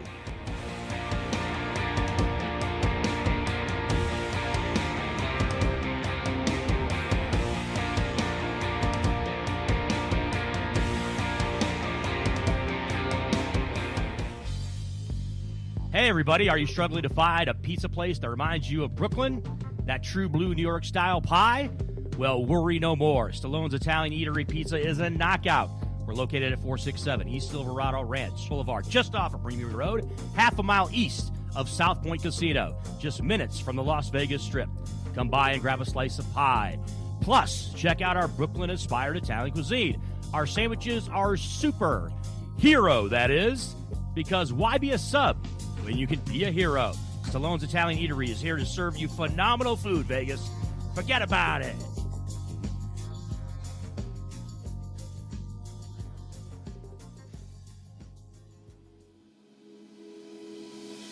Sapphire Pool and Day Club, the world's only topless gentlemen's day club, introduces its 2023 pool season lineup with a bevy of beauties and social media celebrities throughout the summer who will all host alongside hundreds of Sapphire's topless poolside entertainers. Enjoy brunch in the sun with items like frittata-style omelets, stripping chicken, and French kiss toast before washing it down with signature summertime cocktails. 10 lines beware. Go Bear! Ladies are welcome to go topless within the day club for the ultimate party. Guests can purchase affordable day bed packages, cabana packages, lounge chairs, and more. The best part though? Pushing the Limits will be broadcasting shows every other Friday throughout the pool season with a ton of surprise celebrity guests. Wow! Reserve your spot now. For more info, visit sapphirepoolLV.com or call 702-869-0003. That's 702-869-0003. See you at Sapphire. Buying or selling a home is a huge life event that requires guidance from an expert in the industry and community. My name is Blake Wynn. You may recognize my name as my grandfather was the best governor the state of Nevada has ever had. Growing up in Las Vegas, I've come to know this community intricately. Now, I am raising a family here as well. So I understand all the issues impacting our home and quality of life. As the top realtor for the #1 real estate team at Keller Williams, you can have confidence in my experience, knowledge, and track record. When it comes to buying, selling, or investing in real estate, choose a name you can trust and someone who understands the community you call home. Call Blake Wynn today and experience the difference of a trusted expert. 702-540-3311. Hey everybody, it's Brian Shapiro from Pushing the Limits. I want to tell you guys about Sahara West Urgent Care and Wellness. They're conveniently located on the southwest corner of Sahara and Jones. They're open Monday through Friday, 9 a.m. to 9 p.m. and Saturday, 9 a.m. to 5 p.m. At Sahara West Urgent Care, they'll take care of all your healthcare needs. They offer routine services such as physicals, STD testing, car accident treatment, and work injuries. You name it, they do it. They have on-site x-ray, EKG, ultrasound, and labs. They treat chronic conditions such as asthma, blood pressure, diabetes, and more. They also offer general wellness exams and treatments such as testosterone enhancement and cancer screening. They're located on Sahara, 6125 West Sahara Avenue. Their number is 702-248-0554. And the best part, they accept most major insurances and affordable cash pay prices, office visits starting at just $95. And I'm also a client, so please give them a call, 702-248-0554.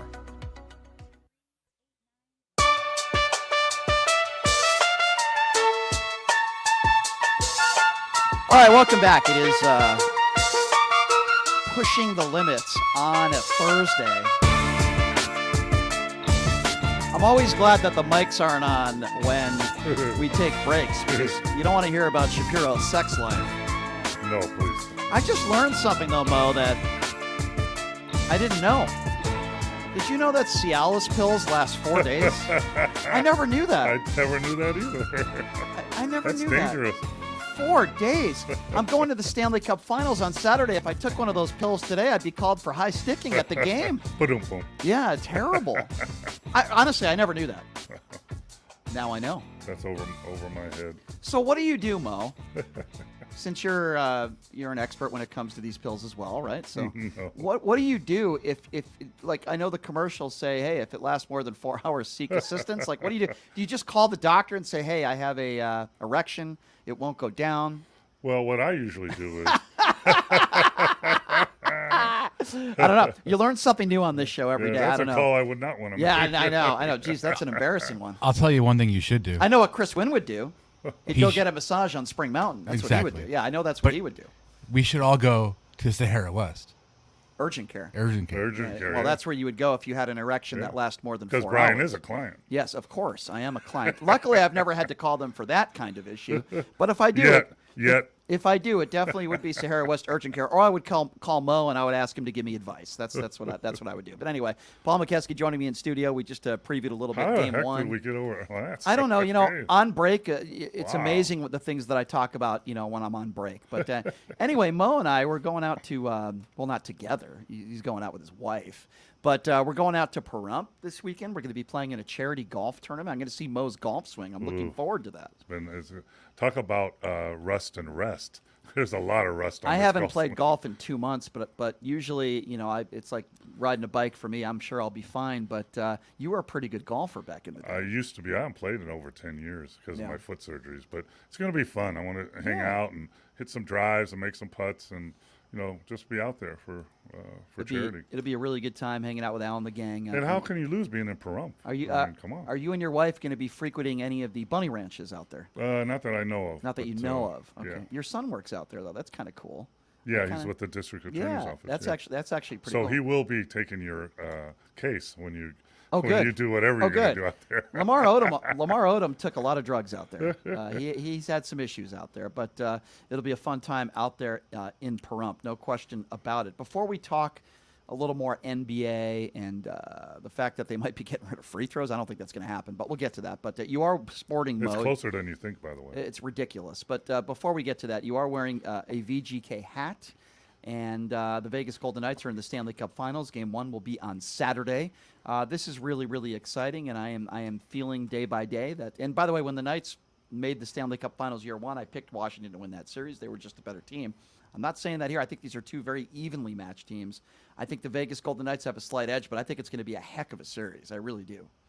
Yeah, I mean, I'm not a hockey fan, but I'm a sports fan. And what VGK has done in Vegas is a miracle. It's phenomenal. So 10 years ago, you're going to say there's going to be a hockey team in Las Vegas, number one, and they're going to be successful, number 2, and they're going to be in the Stanley Cup Finals, number 3. How many people would take that? It's incredible. Yeah, so they've done a great job from the Misfits when they first got here, the success they've had. They've had some down years. And to me, it looks like, I'm not a hockey guy. I know a little bit. But watching their makeup, their talent, their coach, and the spirit they have as a team, I like the way they play. Now, sometimes it's frustrating when they do silly stuff, which is that. But when they move the puck and attack, then I like it. When they get back on their heels, like any sport, you get on your heels, you got problems. And I think they embarrassed Dallas. Yeah. They embarrassed them at home. They really did. And that was a really impressive win. And Dallas is a physical team. They're very good. And they had all their guys, so that was really impressive. How much money would I have to offer you to watch you skate on the ice? I don't know. Is there a ballpark figure to see Paul McKeskey skating? In a dress. It wouldn't be. Oh, okay. Now I was just going to say it wouldn't be 6 figures, but you put the dress in there, now it's 6 figures. Is he going to be reading to kids while he does it? I don't know. That's exactly. That's a good question. Which would be the worst thing you could do to a kid. I want you holding your lovely wife's hand, skating on the ice, and I want her to pick you up after you fall. And I want video of that. I'll put it up on TikTok, and I guarantee you, I'll get tons of views. Can I have an AR over my shoulder? yeah. Oh, maybe I'll have. Well, you'd have to be holding Lauren Boebert's hand in order to do that. But that would be fun. Well, I've never skated. I've roller skated. Never? No, I've never ice skated. I've roller skated. I grew up in California riding the skateboards. So, but watching me try to get up on skis in the water is a joke. So when you were in Detroit, you didn't go to a Red Wings game? I don't think so. Really? I don't think so, because a lot of times they were playing when we were on the road. You ever meet Scotty Bowman? I don't believe so, no. Wow. That was, Detroit's been terrible the last several years, but basketball team sucks too. Speaking of which, you see how I'm a professional and I'm able to make that transition. Nice transition. Yes, what a transition. Detroit Red Wings to the Detroit Pistons. They have a new basketball coach, right? Yep. He is the former coach of the Phoenix Suns. Wasn't he signed? How much money was he signed to, Mo? It was a lot of money. I think it was $78 million for 6 years. I think it's $13 million That's a year. Unbelievable. He is now the highest paid basketball coach ever in the history of basketball. Does that make you sick, all the years you were a coach in the NBA? No, it's as a player. The more money they can get, the more power to him. Actually, it puts him on better ground. Most head coaches in the NBA make, $5 to $8 million a year, but that's equal to half the players on their roster make more than that. So now at least he's where less than half of the players on his roster make what he's making. So but it is an unprecedented amount. It's interesting because I've been in this business a long time. I've been looking for jobs. I've had a job. It's a carousel, and you need to know who you're talking to, when you're talking to them. It's about timing and relationships. And he turned down the Pistons a week ago, flat out turned them down. Their first offers were, I think, in the $55 million range, and then he went up to 60. And you know what? Maybe everybody has a price, and his was $78 million because, quite frankly, he's getting paid for the next 2 years from the Phoenix Suns, $8 million a year. So he was not forced to do anything, and he used that to his advantage. Here's a guy, though, that obviously he's a good coach, but he was unable to get those guys to play together and win. And I understand Chris Paul had his injuries and issues there, but let's be honest, Monty Williams did not get it done in the playoffs. I know he got to the finals. He lost to your Milwaukee Bucks. I get that. But he was not able to get over the hump. Do you think they're overpaying him? It's hard to say because Detroit Pistons are a totally different team. They're young, talented, probably more willing to listen. one of the biggest problems that Monty had in Phoenix was Ayton, their center, who they had some kind of rift or whatever, and he couldn't get him on the same page. But, you know, if you sign for this much for this long, you have a young team, you have years to get them where they need. It's not do or die next year. So next year is let's try to make the playoffs. And then after that, it's let's try to make a run in the playoffs. Right. Then 3-4 years from now, let's try to get to the East Finals. So, you know, that's and he is a relations guy. Every player I know, every coach I know loves him. He's been through a lot. He's assistant coach for Popovich with the Spurs for years. Then he got the head job in Phoenix. His wife and one of his children were killed in a car accident a few years back, and he took a year off, and then Popovich brought him back as an assistant to get on his feet. So he has a compelling story, and he's a great relations guy. And I think he will relate good to the younger players in Detroit. I think it's a good pick. Yeah, the expectations are going to be a little low to start. They're going to give him plenty of time to develop, and we'll have to wait and see what happens. We'll see if the Pistons could get back to at least a playoff team. I'll tell you what, if the Pistons got the first pick in the draft with Winyambe from France, he would not be paid as much, because that would have been a coveted job that everybody was after. Yeah. But since that didn't happen, now he had the advantage in the negotiations. No rumblings in Boston. It seems like they're going to keep their guy for another year at least and see what happens there. I wanted to talk to you about something that is shocking to me, and the fact that people are seriously considering, I guess, getting rid of free throws in the NBA. Tell me about this story, and do you think it's actually going to happen, and why are they doing this? Well, I think if I'm not wrong, I think Van Gundy brought that up. Yes. I think you know, that would be a good idea. You know, and you know, it sounds like your outer space idea right now, but it's not, and I'll tell you why. So when you practice and you scrimmage in a practice, and you're just scrimmaging, you're playing a live practice, you got refs or whatever, and a ref calls a foul, you just count the basket and you keep playing. That's what you do. And then if you don't do that, if you're in a professional, semi-pro combine here in Las Vegas where players are trying to get jobs or whatever, and you're in a scrimmage, you'll shoot one to make. You'll either if it's an N1, you'll just count the free throw. Let's play, because we want to see your play. Right. Or if you're going to shoot free throws, you just shoot one free throw. Yeah. And that's what you do in practice a lot. One for two. And actually, the G League for the last 2 years have used that rule in their games. So if you get fouled in a shooting foul and shoot two free throws, you shoot one, and it's equal 2 points. If you get fouled shooting a three, you shoot one, and it's worth 3 points. Until the last 2 minutes of the game, then free throws are regular. They've been using that rule for 2 years now. And I like it to some point. I think it punishes good free throw shooters more than bad. But if they're using it in the G League, they're looking at it to use in the NBA. Not no free throws, but maybe limited free throws. And, you know, I always thought when I coached in the G League, we used the FIBA goaltending rule. When it hits the rim, it's live. You can knock it off the rim or you can dunk it in, tip dunk. It's exciting. So they've used that rule for years, and it's never transferred into the NBA for some reason. I think it should. But the fact that the G League is using that one free throw for two and one for three means that they're seriously looking at that kind of vision in the next few years. They're getting their data ready. It would certainly speed up the game. Yeah. There's no question about that. Yeah. And I think they're getting their data ready. How much does it speed up the game? How much does it speed up the game? Does it affect the game, win or lose at the end? But if you put that modified at a 2 minute mark, you're going to shoot regular free throws. So that kind of takes that little edge off. I think, like I said, I think it penalizes the good free throw shooter, because a good free throw shooter is going to make 2 out of 2 or 3 out of 3. A bad free throw shooter might make 1 out of 2 or 1 out of 3, but if he makes the first one, he's a bad free throw shooter. But how does this affect not intentional fouls, but when you're trying to foul somebody to stop the clock to try to come back in a game, how would it affect that? Well, if it's the same rule, you know, it's going to be same. They're going to shoot one free throw to make 1 point, because it's a technical, and then you get the ball. So, you know, but I think it helps bad free throw shooters in the long run, because even if you're a bad free throw shooter, you probably make 1 out of 3. Even if you're bad, you're 30%, right? But maybe you make the first one, you know. But like if you're on the bench and the guy's a bad free throw shooter and he's got 2 free throws and he makes the first one, and I'm on the other coach, I'm going, he's gonna miss this one. Yeah. So all the players are thinking he's gonna miss this one. You think this will be implemented eventually?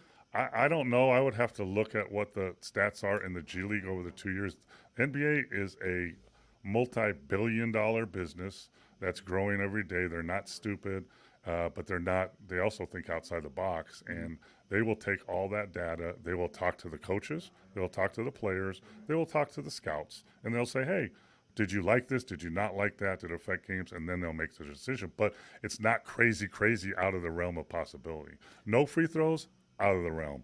Yeah. 1 for 2, in conversation. Interesting. We'll have to wait and see what happens here, but I'm all for anything that speeds up the game, whether it Major League Baseball with the pitch clock, so to speak. I was totally in favor of that, and we'll have to wait and see what happens moving forward. Who do you think is the most important team in the NBA with that would have the most important offseason where they're going to have to make some really key decisions? Who do you think that would be? Ooh, Boston. They have to decide on Jaylen Brown. Right. They have to say, do we run it back? Mm-hmm. They're gonna have to. They got to get a big guy. They got to decide on Horford or Williams III. Let's make Williams III a better offensive player, and then it's him. Okay. Yeah. Lakers.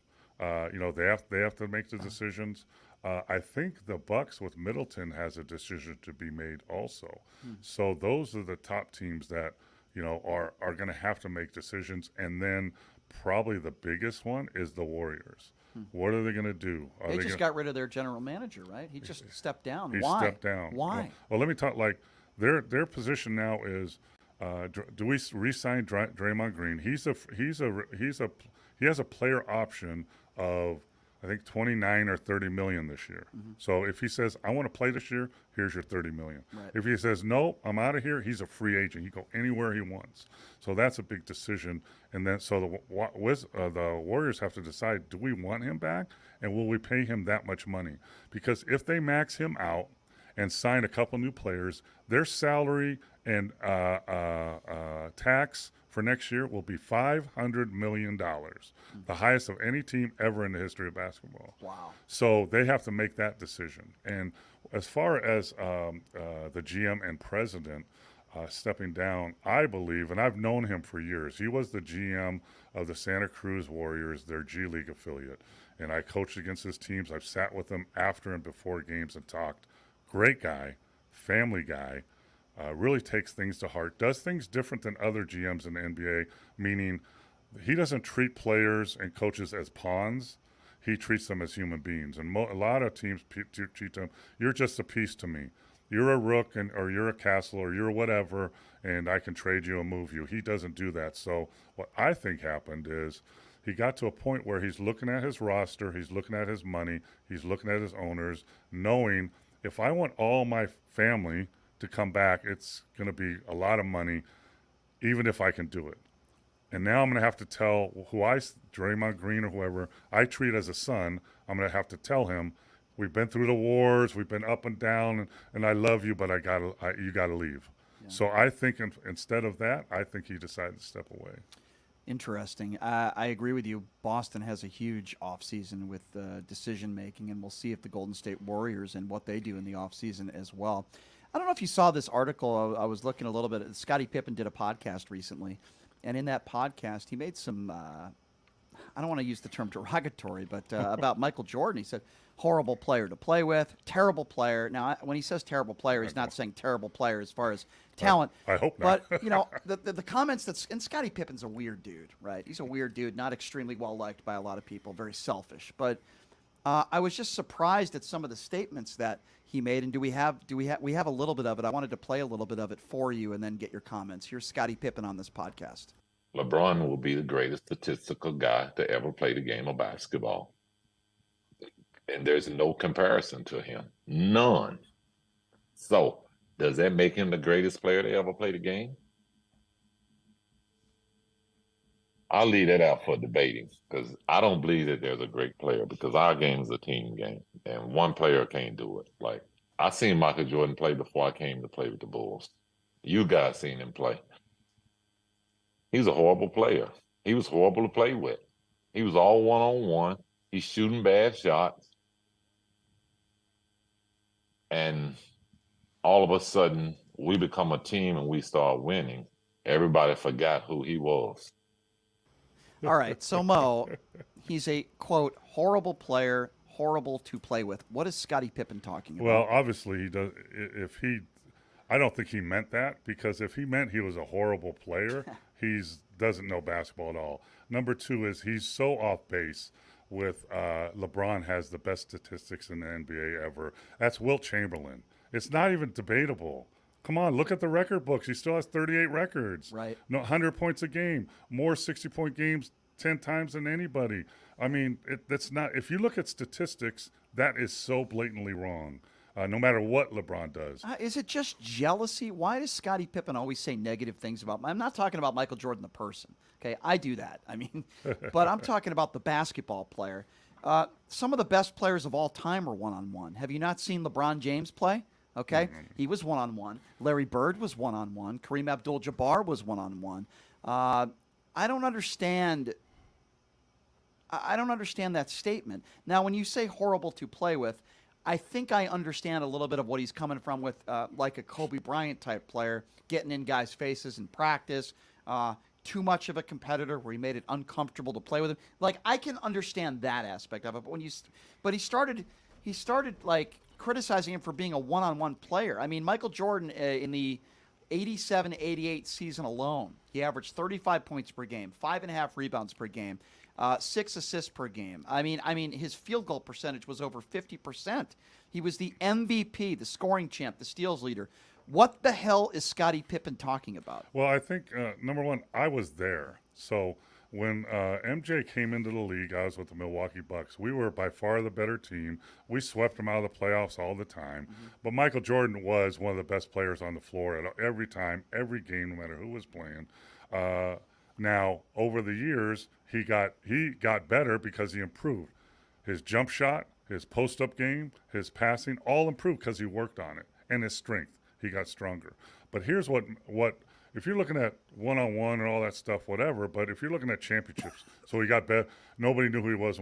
Well, he got championships because he learned how to trust his teammates. Right. Passing it to Paxson, passing it to Kerr. And he got better teammates too. Mm-hmm. So he trusted them, and then we could not beat him after that. But, there's something, and, I don't know. I know MJ a little bit. He was the owner of the Charlotte Bobcats when I was assistant coach there. I've traveled with him, on a plane, not his plane, I wish. But, I've been in the locker room. I've been on a bus talking. So, I know him a little bit. Very competitive, one of the most competitive guys you'll ever know. Can be an ass sometimes to people and rub people the wrong way.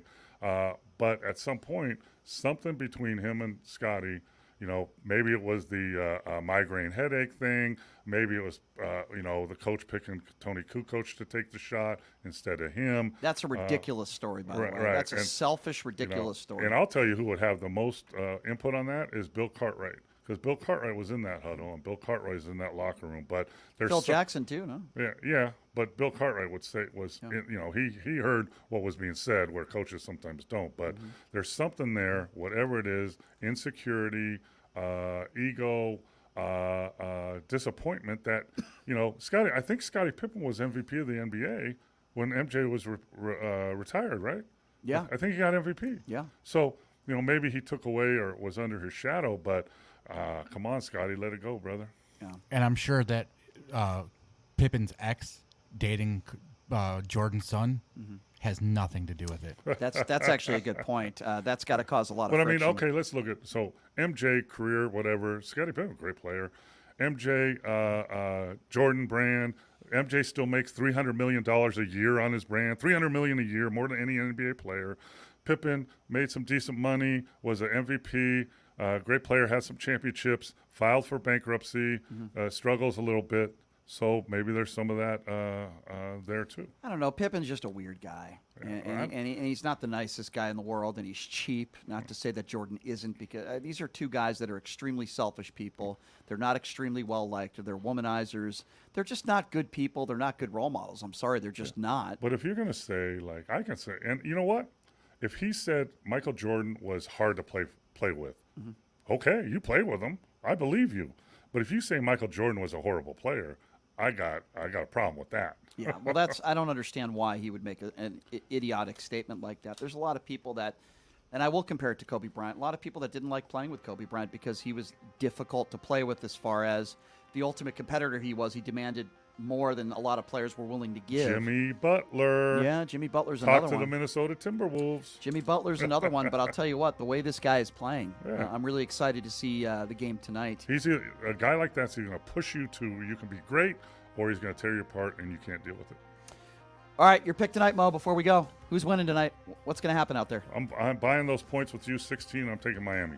Ooh, you're taking. So when you think Miami's going to win the game outright? I think they could. At this series, I mean, you know how bad I am anyway. But you know what? I'm a rust and rest guy, and 10 days is a long time to sit. You are turning into the Chris Wynn of sports betting, by the way. You're turning into that, Mo. That's not a good thing. How about what do we get if Miami wins the first half? We do that, right? Yeah, we can do that. But I don't know. You've only made two sports bets with me in your entire life. Will you be making one tonight? Is there a possibility? No.